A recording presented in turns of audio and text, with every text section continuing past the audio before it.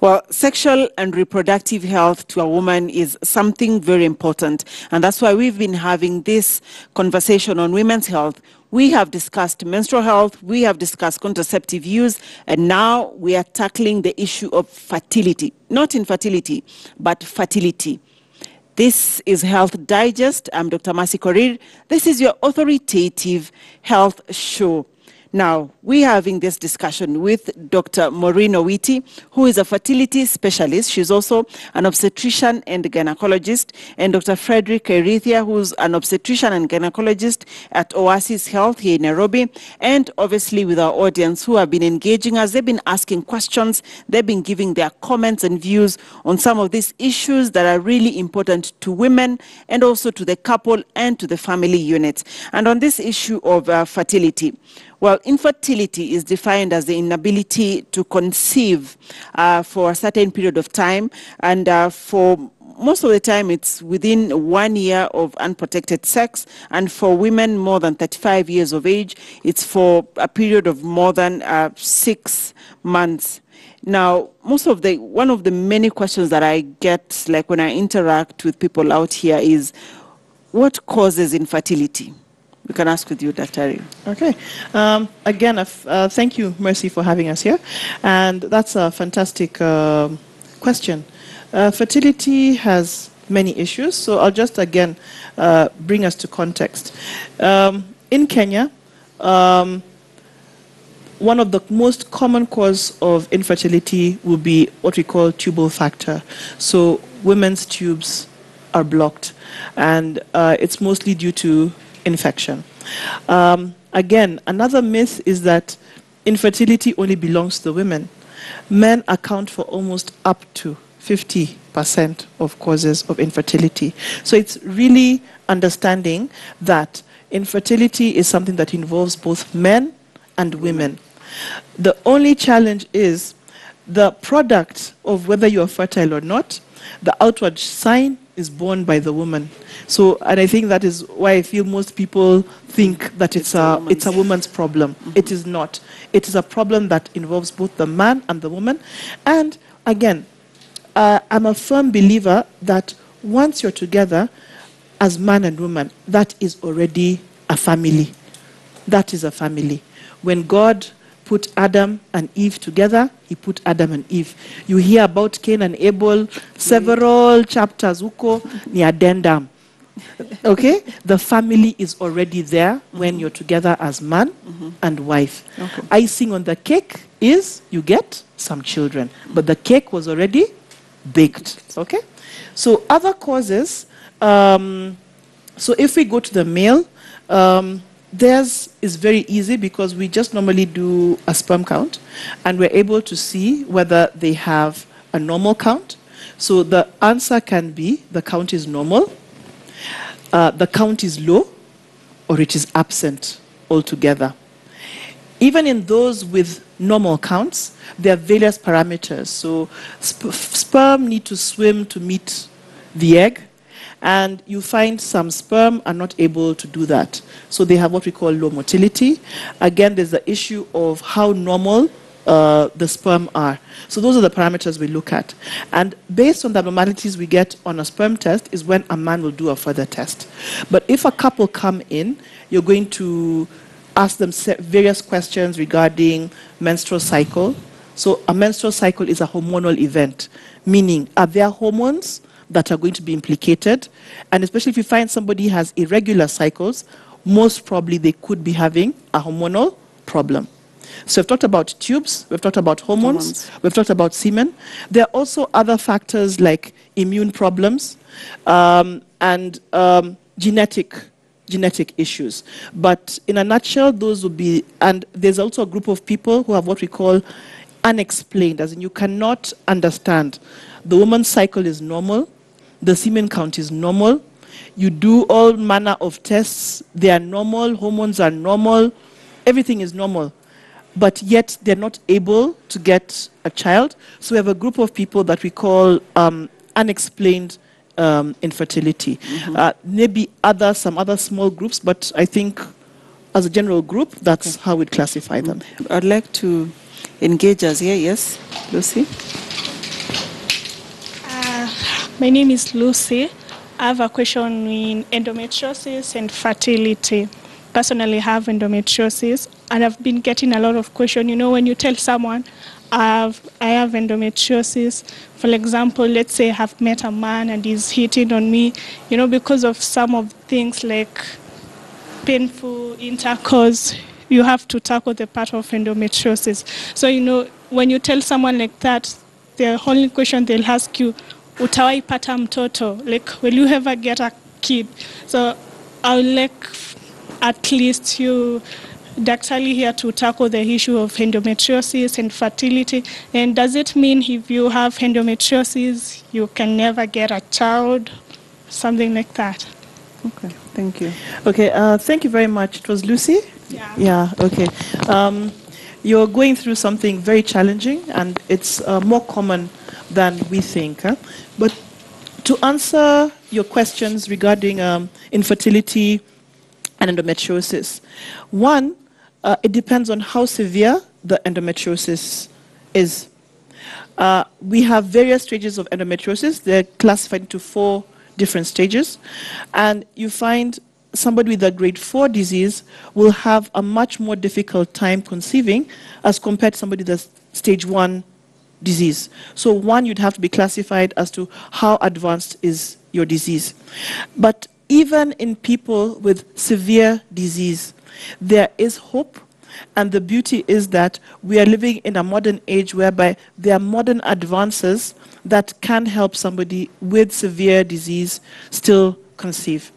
Of course, it's going to be more expensive, but there is hope. Okay.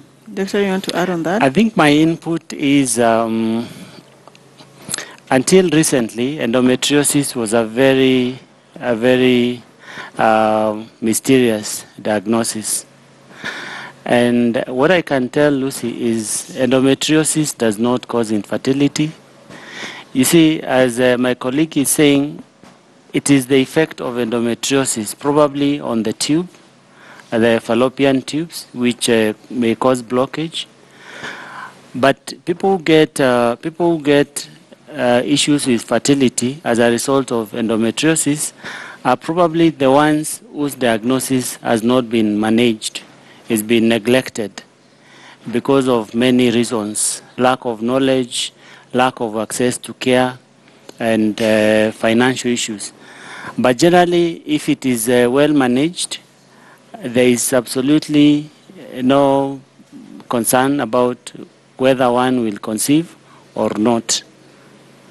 Okay, all right. Sorry, Dr. Kairindia, I would have to have a very different stand on that question. Very, very clear.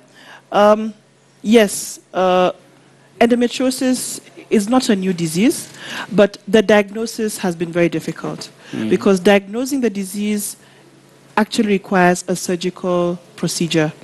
You need to go to theater to be able to get a confirmed diagnosis of endometriosis, which has led to a lot of time. But like any disease, you find there's some people who their progression and severity of disease has no relationship whatsoever with the length of time that they have been unwell.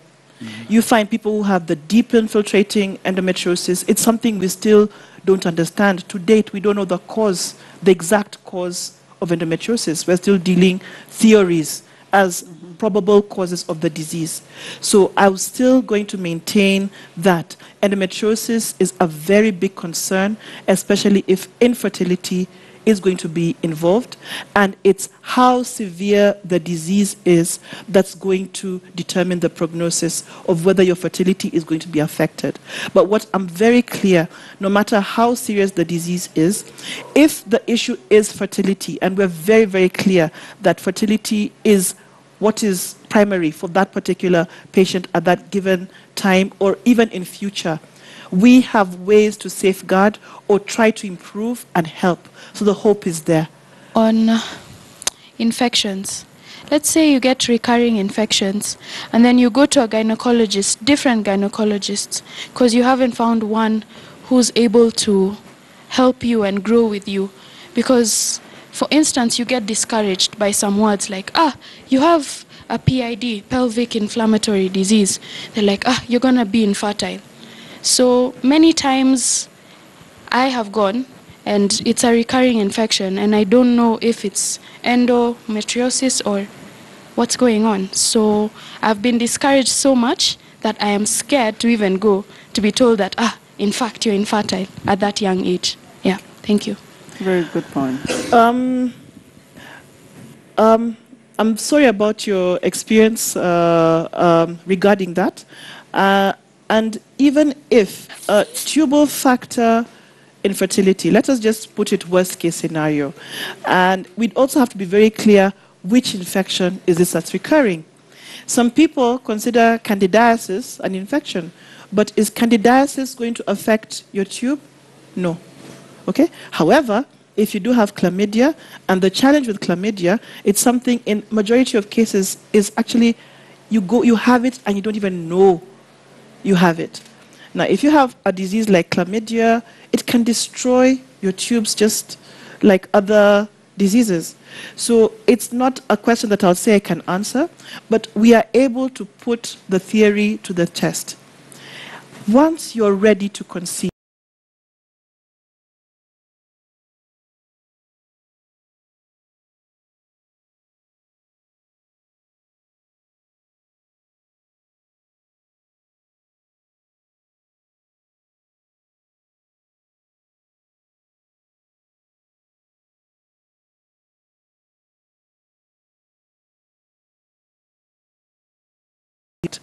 but tubal factor infertility, for me, is a very good patient because I know how to treat a patient with tubal factor infertility due to infection.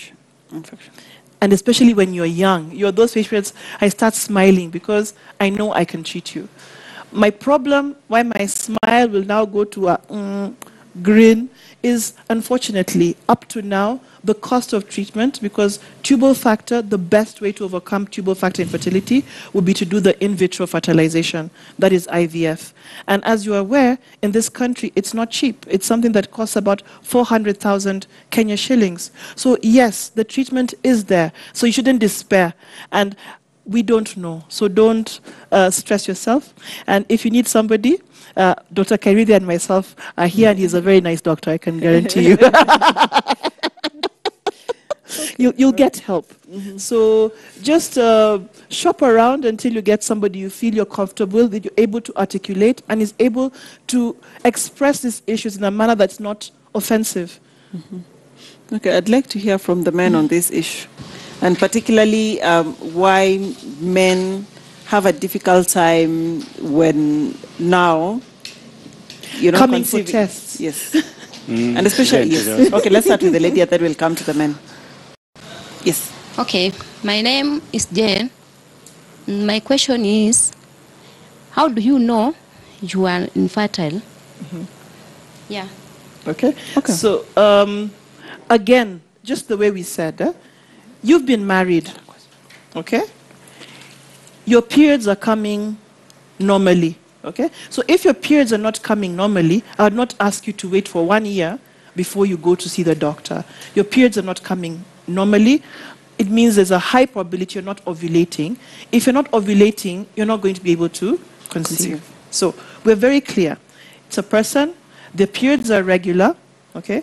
They have intercourse at frequent intervals. So that's at least 3 times per week. So that's every other day. So it should not be Friday, Saturday, Sunday. It should be like Monday, Wednesday, Friday, Tuesday, Thursday, Saturday, but on regular intervals.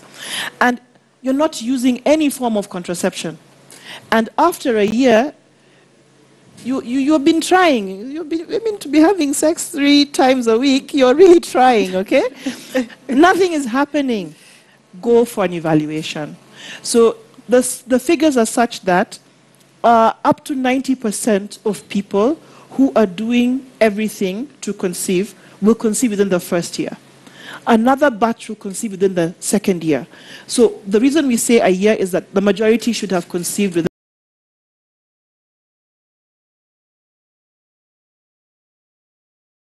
And you sorted out earlier. Dr. Correro had mentioned about the magic number 35. 35. Okay?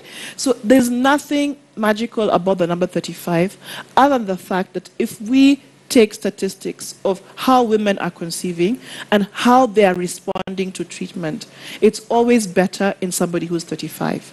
We also have ways of judging how your egg or what you need. You need an egg to be able to conceive. So you women, when we are born, we come with all our eggs. We're not like men who produce sperm in the course of their lives, okay? So it means that as we grow, the number of our eggs are getting less and less and less and less. It means they're also less responsive to hormones. So at 35, you find that's when that rapid regression is now going to occur. The number of eggs left are very few, and you have a lesser chance of conceiving. So between 35 and 40, you have a rapid decline in terms of the possibility of being pregnant. So it's always good that you sort out your issues before you're 35 years old. Even treatment responds exactly the same way. So it's easier for me to say she was concerned about possibility of having a problem with her tubes. She comes to me at 24 and I give her IVF, also understand that IVF is not 100%. She's more likely to be pregnant, but if I do that IVF for her when she's 38 years old. Okay? I don't know if I've answered your question. Okay. Let's hear from the men. Yes, so first things first. We live in an ecosystem. So first of all, women are judged from a point of three things: as a custodian of fire, water, and fertility. On the other end, man is only judged with ability, and the only sole ability is making this woman pregnant. So if you cannot be able to achieve that objective, then there are two things. The society will start looking down on you. Unlike you can't even make your wife pregnant, those kind of jabs will start coming through. And so you're not, as she correctly say, 15% could be you are the problem. 50% say could be the problem. But then this leaves roughly 85% that maybe... I said up to 15. 50%, 50, half. Or 50 Yes. is the problem. Yes. So meaning at the end of the day, you can be the problem as a man. But you see, because of the fact that you have not been raised to see yourself as a problem, then that changes everything else. Because even the conversation you will have with your family, it will always be directed to the woman. Because why? One of the three roles of the woman, one of them is cultivation. I mean, that's giving birth. And if she's not being able to do that, then you are not the problem. But then she is the problem. And then lastly, I would like you to comment about, do you see a future of where we have professional surrogacy women as a solution other than the IVF? Okay, thank you. I think I want to start with Kairidi on this issue of men being difficult when we start discussing issues of fertility. As he said, men are judged on ability. Is it such a big deal? It is. If you look at classes of anthropology, there is something we call socialization, where you are trained to act and be.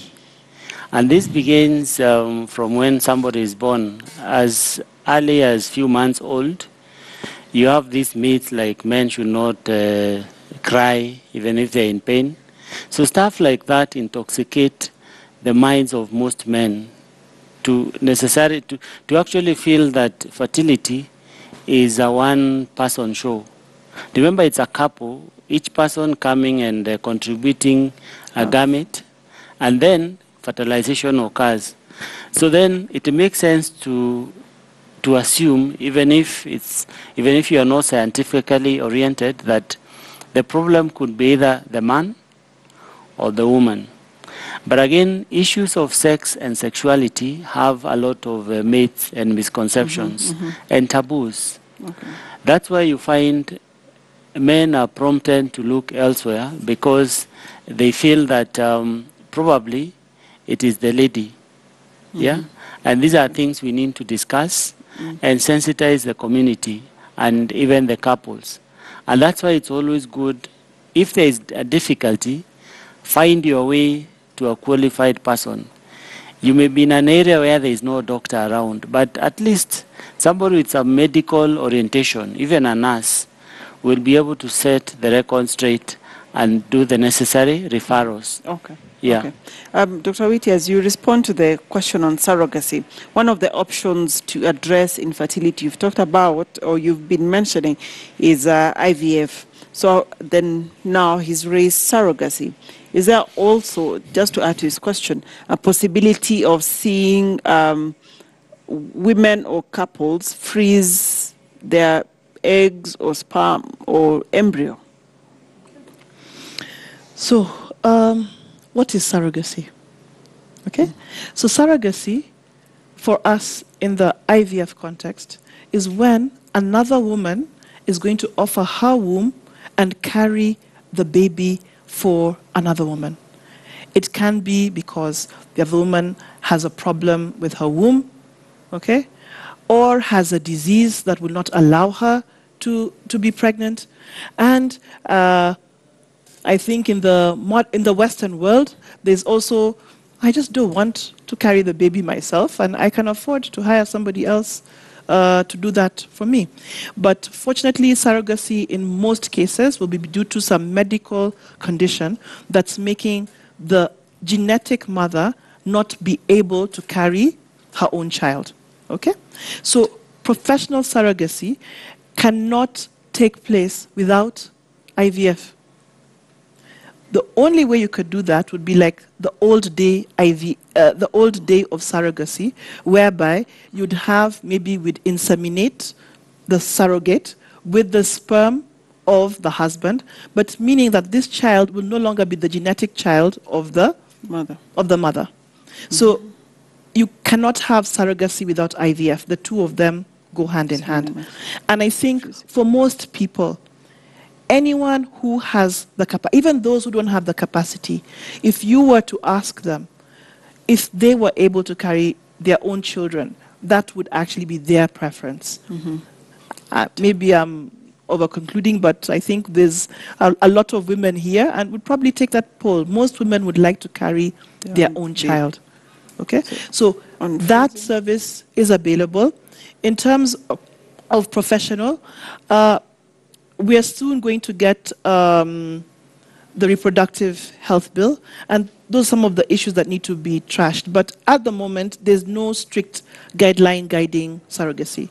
But in countries whereby this is governed, and I'll put America aside because America is a whole different ballgame, but just you find in most of Europe, it's supposed to be altruistic, whereby somebody does it because they're helping humanity. They're not doing it so that they get a financial gain out of it. In this part of the world, it's very difficult to separate the two because of the amount of poverty in the country. Okay. So you find you're offering, because you're supposed to compensate this person for their transport, what they're going to use and all those things. So those figures, if you were to calculate them, can be quite big. The compensation currently in this country, how it's done, is a talk between the surrogate and the would-be. I, as a clinician, try not to get involved. I get involved in terms of the medical aspects of making this happen.